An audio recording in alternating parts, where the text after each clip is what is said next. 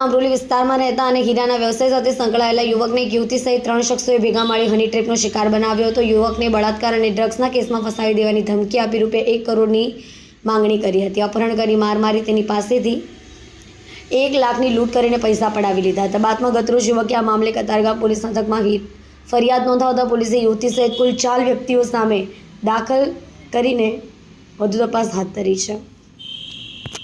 મૂળ અમરેલી જિલ્લાના બાબરા ગામના ઘુઘરાળા ગામના વતની અને સુરતના અમરોલી વિસ્તારમાં કોસાડ ખાતે આવેલ સૃષ્ટિ હાઉસની પાછળ રહેતા 41 વર્ષીય બિપિન હીરાના વ્યવસાય સાથે સંકળાયેલા છે।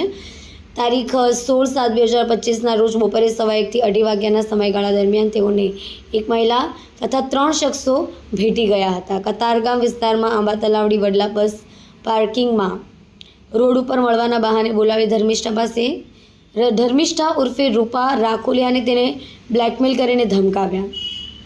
એટલું જ નહીં પરંતુ તેની સાથે રહેલ સુમિત મશરૂ અને અમિત મશરૂ નામના યુવકોને અન્ય એક અજાણ્યા શખ્સે પણ તેમની સાથે ભેગા મળી બિપિન રૂડકિયાને બળાત્કારના કેસમાં અને ડ્રગ્સના કેસમાં ફસાવી દેવાની ધમકી આપી ₹1 કરોડની માંગણી કરી।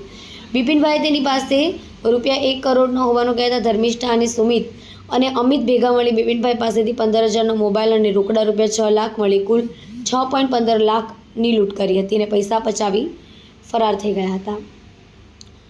આરોપીઓ પકડાયા બાદ તેઓની સામે બિપિનભાઈની પણ ફરિયાદ નોંધાવતા પોલીસે કતારગામમાં ગુનો નોંધી વધુ તપાસ હાથ ધરી છે।